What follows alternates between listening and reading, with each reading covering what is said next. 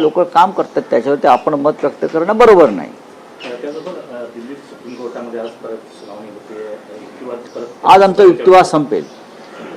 आज कपिल सिब्बल, त्यानंतर अर्धा पाऊण तास देवदत्त कामत, हे दोन वरिष्ठ आमचे जे वकील आहेत ते आज आमचा युक्तिवाद संपवतील आणि त्यानंतर समोरचे जे लोक आहेत फुटीर गट ते वेळ घेतील आणि त्यांचं साधारण 4 ते 5 दिवस त्यांच्यासाठी सुप्रीम कोर्ट देईल आणि मग क्लोज फॉर ऑर्डर राहील निर्णयासाठी आणि साधारण 1.5 महिन्याच्या दरम्यान 1-1.5 महिन्यात तेवढा वेळ लागतो, कारण हा खटला अत्यंत महत्त्वाचा आहे, ऐतिहासिक आहे, माइलस्टोन जजमेंट असेल, तर त्यासाठी त्यांना 1-1.5 महिना लागेल असं वाटतंय मला.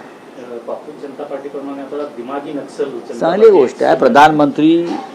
प्रधानमंत्री एक नवीन विषय जनतेला देत आहेत, राजकारण्यांना देत आहेत, चांगली गोष्ट आहे. काल तुम्ही नाशिक दौरा केला, रस्त्यांच्या दुरावस्थेची पाहणी केली.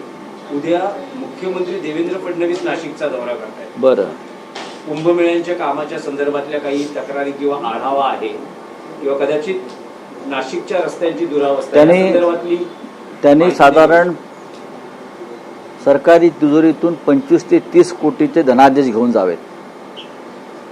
नाशिकच्या खड्ड्यामुळे जे 12 लोक मृत्यू पावलेले आहेत त्यांना प्रत्येकी 1-1 कोटी रुपये द्यावेत.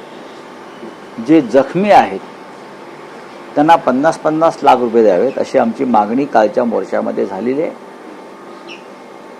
देवेंद्रजींना नाशिकमध्ये जायची इच्छा झाली, सुबुद्धी झाली, याबद्दल आम्ही प्रभू श्रीरामाचे आभार मानतो. त्यांनी खरोखर रस्ते बघावेत. मखमलाबाद रोडला जाऊन यावं, ताफा घेऊन जाऊ नये, 2च गाड्या घेऊन जावं, महापौरांना घेऊन जावं आणि आयुक्तांना घेऊन जावं, मखमलाबाद रोडला, त्र्यंबक रोडला जावं आणि या महाराष्ट्रामध्ये आपण काय विकास केला आहे हे स्वतःच्या ह्याच देही ह्याची डोळा पाहावं आणि चेक न्यायला विसरू नयेत. नुकसान भरपाईचे 12 लोकांनी नाशिकमध्ये, तुम्ही दत्तक घेतलेल्या नाशिकमध्ये फक्त खड्ड्यामध्ये जीव गमावलेले आहेत 12 आणि 50च्या पेक्षा जास्त लोक हे कायमचे जायबंदी झाले आहेत. याला आम्ही 302चा सदोष मनुष्यवधाचा गुन्हा मानतो. महापालिकेच्या महापौरांवरती आणि आयुक्तांवरती आणि कुंभमेळा आयुक्तांवरती हे गुन्हे दाखल होणं गरजेचं आहे. त्याशिवाय या महाराष्ट्राला शिस्त लागणार नाही. चला, एक महत्त्वाचा प्रश्न. कालच्या परिवहन विभागाच्या गडकरीतल्या कार्यक्रमामध्ये 2 गोष्टी झाल्या.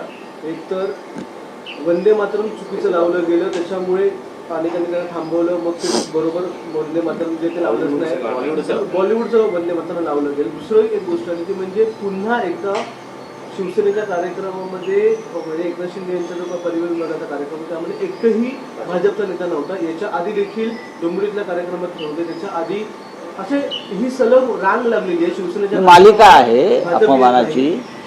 ठाणे जिल्ह्यामध्ये नव्हे तर संपूर्ण महाराष्ट्रामध्ये भाजपा आणि मिंदे गटामध्ये ही फूट स्पष्ट दिसते. जिथे मिंदे गट आहे तिथे भाजपा नाही, जिथे भाजपा आहे तिथे मिंदे गट नाही. हे आता नवीन राहिलेलं नाही. ही दरी वाढत चाललेली आहे, त्याच्यामुळे ते दरे गावात जातात. या दरीमुळेच. आणि वंदे मातरम चुकीचं लावलं त्याबद्दल त्यांचा गुन्हा दाखल व्हायला पाहिजे. राष्ट्रगानाचा अपमान करण्यासंदर्भात एक विधेयक अमित शहा यांनी संसदेमध्ये मंजूर करून घेतलं. यापुढे जो वंदे मातरमचा अपमान करेल त्याला 7 वर्षाची सजा होईल. अशा प्रकारचा कायदा कालच्या संसदेच्या अधिवेशनामध्ये सरकारने मंजूर केल्यावरती ही पहिली केस आहे. जरी पहिली केस असेल तर एक आदर्श कायद्याचं पालन करणारं सरकार म्हणून देवेंद्र फडणवीस यांनी आणि ठाण्याच्या पोलीस आयुक्तांनी वंदे मातरमचा जो काल अपमान झाला आपण म्हणताय त्या कार्यक्रमात, ताबडतोब त्या कायद्यानुसार गुन्हा दाखल व्हायला पाहिजे ना.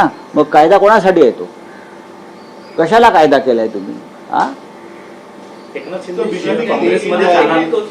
हे काँग्रेसमध्ये जाणार होते, अशा प्रकारचं पृथ्वीराज चव्हाण यांनी सांगितलं गेलं. त्यानंतर काल सुशील दरवाई यांनी देखील त्याचा पुनरुच्चार केला.